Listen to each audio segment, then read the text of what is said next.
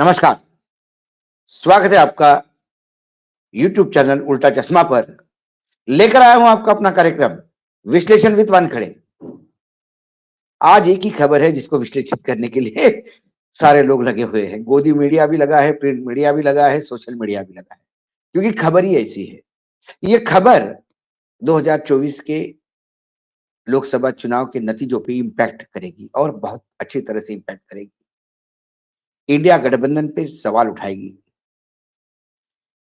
सवाल नीतीश बाबू के क्रेडिबिलिटी पे भी होगा, विश्वसनीयता पे। सवाल फिर आरजेडी पे भी होगा कि आपने कैसा विश्वास रख दिया। कुल मिलाकर खेला होबे हम 2-3 दिन से सुन रहे थे, लेकिन जो खेला हो रहा है वो बिहार की जनता के साथ। पिछले कुछ दिनों के घटनाक्रम, खासकर राज्यपाल से मिलना 50 मिनट का नीतीश बाबू का, बाद में ये कहना कि हम किसी वी वाइस चांसलर के लिए आए थे। उसके बाद प्रधानमंत्री द्वारा कर्पूरी ठाकुर जी को भारत रत्न देना, एक नया गेम प्लान बिहार के राजनीति के लिए बीजेपी का। उसके बाद भाजपा के नेताओं का ये कहना, नीतीश के बारे में सुर बदलना, नीतीश के परिवारवाद पे टूटकर मतलब प्रहार कर कहीं ना कहीं लालू के परिवार को घेरने का प्रयास करना, लल्लन सिंह को अध्यक्ष पद पे निकालने से पहले से एक खुशबुसाहट शुरू थी। धुआं तब भी निकलता है जहां कोई आग लगी हो। सवाल है टू बी और नॉट टू बी, करूं या ना करूं, इस दुविधा में नीतीश फंसे हैं और अभी तक क्लियरिटी के साथ तय नहीं कर पाए करें तो क्या करें। इस बिहार के घटनाक्रम को कई पहलू हैं, हर एक के पहलू से हमें विचार करना होगा। सबसे पहले नीतीश बाबू का दुख यह है कि बिहार में विधानसभा में वो तीसरे नंबर पे पार्टी है। पहले आरजेडी, फिर एक वोट कम 78 पे बीजेपी और फिर नीतीश बाबू। तीसरे नंबर पे होते हुए भी यदि वो मुख्यमंत्री है तो कहीं ना कहीं ये आरजेडी की मेहरबानी है और उस इस मेहरबानी के बोझ से मुक्त होना चाहते हैं। वो चाहते हैं कि साथ भले ही रहे लेकिन बराबरी का रहे। अब बराबरी के लिए तो कभी आरजेडी ने मना नहीं किया था। जब आरजेडी और जनता दल यूनाइटेड, नीतीश और लालू साथ में लड़े थे तो बराबरी होती थी। नीतीश बाबू ने बीजेपी का दामन पकड़ लिया और विधानसभा में नीतीश तीसरे नंबर पे चले गए। बीजेपी ने बहुत ही स्मार्टली नीतीश के खंधे पे चढ़ के बिहार की राजनीति में अपना वजूद बनाने का प्रयास किया और साथ में नीतीश का कद कम करने के लिए पासवान के कुनबे को उपयोग में लाया। उससे हुआ यूं कि कई बीजेपी के नेता पासवान की पार्टी से चुनाव लड़े, बाद में वापस बीजेपी में आ गए। ये गेम प्लान जब तक नीतीश समझ पाते तब तक डैमेज हो चुका था। उसके बाद नीतीश मुख्यमंत्री बने, लेकिन वो असहज थे और वो बार बार लग रहा था उनको कि बीजेपी उनको डैमेज कर रही है। अब ये सब जब गेम प्लान चल रहा है इंडिया गठबंधन के लिए, नीतीश ने स्वयं सभी राजनीतिक दलों को एक करने का प्रयास किया। पहली मीटिंग पटना में ली, लेकिन नीतीश को ये लग रहा था कि यदि लोकसभा और विधानसभा साथ साथ कर लें और आरजेडी और हम साथ साथ जाएं तो मैं बराबर का वजनदार हूं। तो कल केंद्र में भी कोई भूमिका में जाऊं तो भी मेरा वजूद मेरे पार्टी का बिहार में रहना चाहिए। इसलिए वो मन बना चुके हैं कि विधानसभा भंग करनी है। लेकिन जनता दल यूनाइटेड यानी उनके अपने दल के कई नेता, आरजेडी के कई विधायक विधानसभा भंग करने के लिए तैयार नहीं, क्योंकि 1.5 साल पड़ा हुआ है। चुनाव का बोझ भी बहुत होता है और वर्तमान परिस्थिति में चुनाव में अनसर्टिनिटी बहुत है कि क्या चुनाव वाकई जीत के आएंगे या नहीं आएंगे। दूसरी ओर नीतीश को यह लगता है कि जातीय जनगणना फिर ये 2 लाख रुपए का गिफ्ट, नौकरियों की जिस हिसाब से नौकरियां बांटी, उससे कहीं ना कहीं लोग उनका साथ देंगे, तो वो सबसे बड़ी पार्टी बन के उभरेंगे और नैतिकता के साथ मुख्यमंत्री पद पे बने रहेंगे या किसी और को बनाएंगे जो उनका खास होगा। ये उनका पॉइंट ऑफ व्यू है। यदि आरजेडी तैयार नहीं है विधानसभा भंग करने में, तो ऐसे में यदि वो विधानसभा भंग करने का प्रपोजल दे ही देते हैं, तो फिर आरजेडी अलग हो जाएगी। तो बीजेपी समर्थन देकर उनकी विधानसभा भंग कर देगी और बीजेपी के साथ में मिलकर वो लोकसभा और विधानसभा लड़ पाएंगे। लेकिन बीजेपी को भी गारंटी नहीं है, केंद्रीय नेतृत्व को, कि कल यदि बीजेपी 272 पे पहुंचती है पूरे कुनबे के साथ, तो सरकार तो बना लेगी, या 280 पे पहुंचती है तो सरकार तो बना लेगी। लेकिन 280 में यदि 20 नीतीश बाबू के होंगे, तो फिर नीतीश बाबू पूरे 5 साल ब्लैकमेल करेंगे, क्योंकि वो 20 हफ्ते से ही सरकार माइनॉरिटी में आ जाएगी। नीतीश के साथ सबसे बड़ा प्रॉब्लम है, वो है विश्वसनीयता का। वामपंथी दल के एक बहुत बड़े नेता के यहां जब मैं बात कर रहा था, उनसे नीतीश मिल के गए थे दिल्ली में। तो जब मैं मिलने गया और मैंने बोला कि सर नीतीश जी क्या कह रहे थे, उन्होंने कहा कि नीतीश जी पूरे तरह से विश्वास देने का प्रयास कर रहे थे कि वो अब वापस कभी नहीं जाएंगे। लेकिन हमने नीतीश बाबू को कहा कि नीतीश बाबू, इस देश को लीड करने के तमाम गुण आपके पास है। भले ही बीजेपी आपके पास उतने सांसद नहीं होंगे, लेकिन इस देश के कई रीजनल पार्टीज आपके पीछे खड़ी हो सकती है। लेकिन फिर आप ही ने विश्वसनीयता आपकी इतनी खराब कर दी है कि आज हर आदमी 2 बार सोचता है।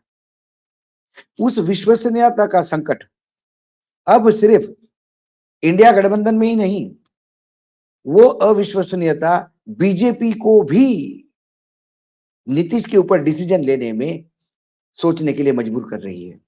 इसलिए बैठकों के दौर पे दौर चल रहे हैं।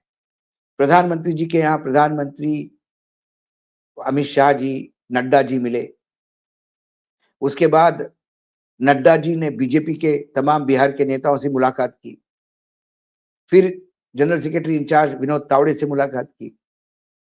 फिर आज तावड़े जी और अमित शाह जी और नड्डा जी और बाकी लोग बैठे हुए हैं।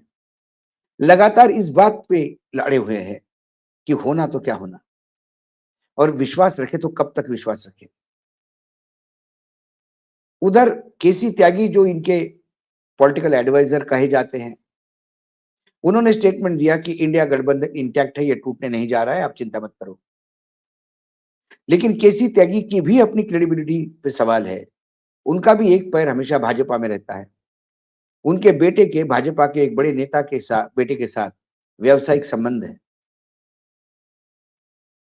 केसी त्यागी भी एक राजनीति में अपॉर्चुनिस्ट माने जाते हैं।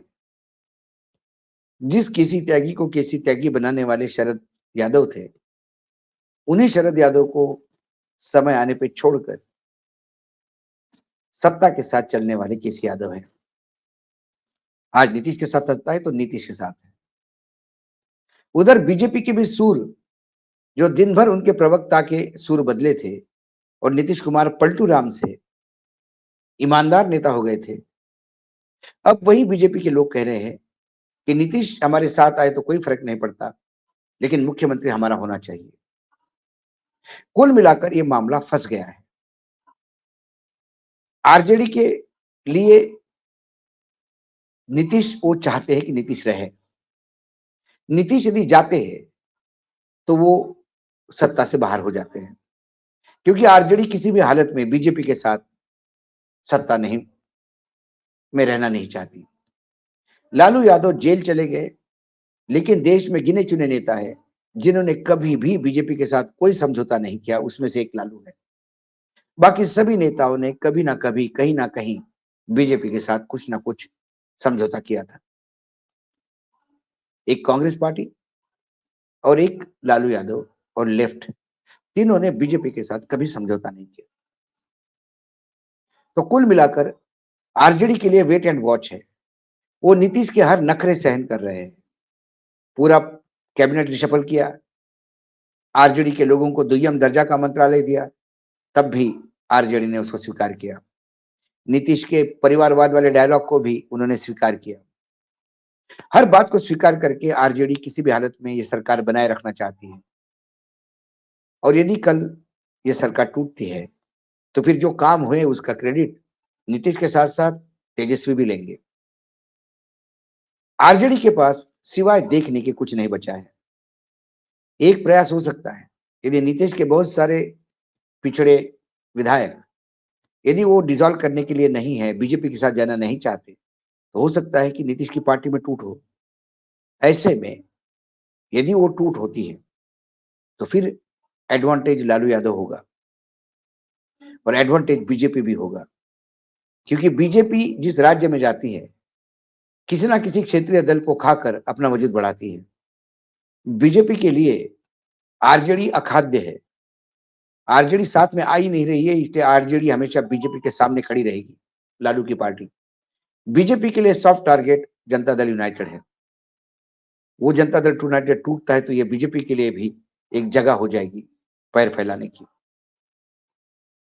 भाजपा के लिए जिस हिसाब से बिहार का गेम प्लान और बिसात उन्होंने बिछाई, उससे एक बात तो और रेखांकित होती है कि अब की बार 400 पार का नारा भले ही वो देते होंगे, लेकिन अब की बार 272 के भी लाले पड़े हुए हैं, ये वो जान रहे हैं।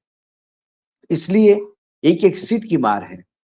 इसीलिए नीतीश बाबू जिन्होंने बीजेपी को छोड़कर पलटी खाई, उसको फिर स्वागत करने के लिए बीजेपी के कुछ धड़े या कुछ सेक्शन विचार कर रही है। सारा मामला डील का है। सब विन-विन पोजीशन में रहना चाहती है और इन सब में जो सबसे दुर्लक्षित है, सबसे बड़ा नुकसान जिसका हो रहा है, वो बिहार की जनता है, बिहार का मतदाता है। उसे समझ में नहीं आ रहा है कि उसकी गलती क्या है।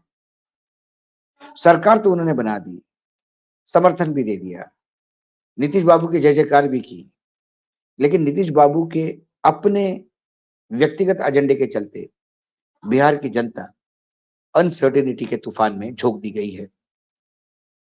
कांग्रेस बिहार में 3 में ना 13 में है।